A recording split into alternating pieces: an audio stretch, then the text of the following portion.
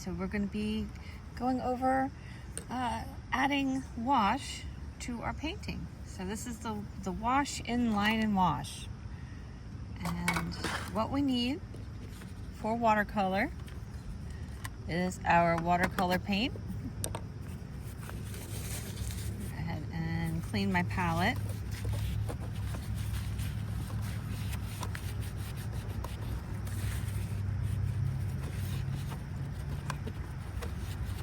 Okay, so we have our clean palette, paper towel or napkin, clean water, and a brush. Now if you have a water brush, I do encourage you to still have clean water, but your water brush will be full of water. And that will save you a little bit of time. So, washes are very light. So we start by actually putting some water in the palette.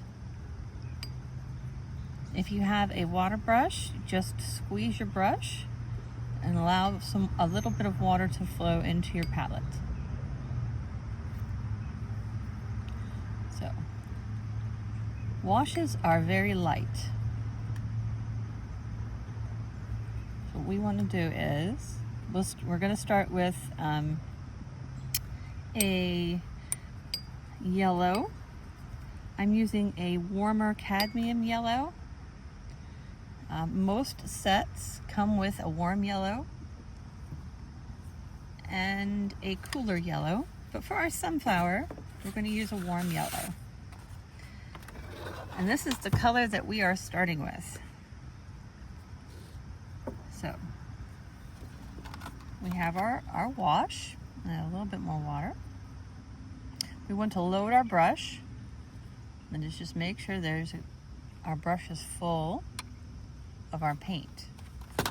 Now what I like to do to make sure I don't have too much water on the brush, I'm just going to touch it to a piece of paper towel to let a little bit of it wick. And then I begin to paint. Like so. Now when you paint, don't scrub back and forth like you're trying to shade a picture.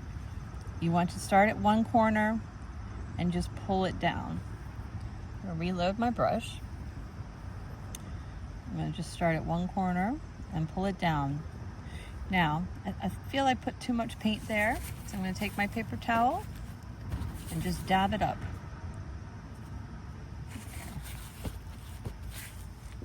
So if at any point you feel like, oh, there's too much paint on the paper, just very quickly grab your paper towel and you can blot it. Our second color is green for the leaves. I am using an olive green. Most kits come with a sap green, which will work just fine.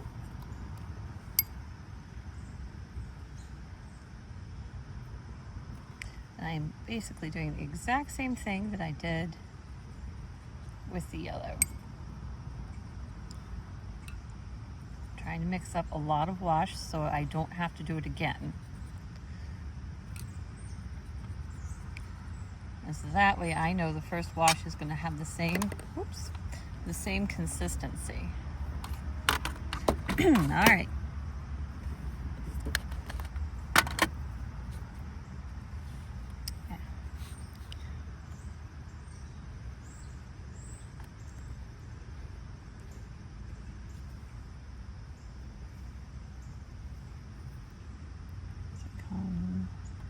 It is okay to go outside the lines. As a matter of fact, sometimes it just looks cooler when you do. This isn't so much a coloring book that it needs to be perfectly within the lines you created. You can let overlap happen.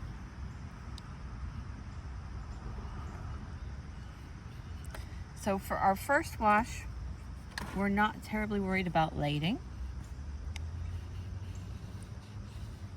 With watercolor, we build from light to dark. So this really is our lightest wash, is what we begin with. We'll show shading and that sort of thing, and value as we go.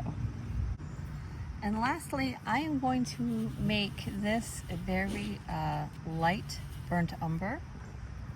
If you do not have a burnt umber in your set, we can use something different. I can look at everybody's sets and let you know. Or you can borrow some of my burnt umber. Well, not borrow, you can have it. So burnt umber is pretty, well, I would say fairly dark, but again, we just want a very light wash.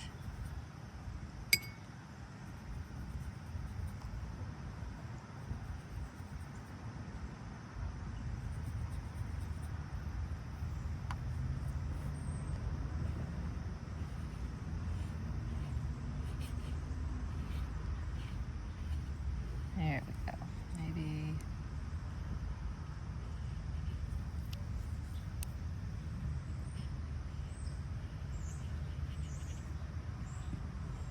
it's kind of difficult to see in this very light sun. There we go.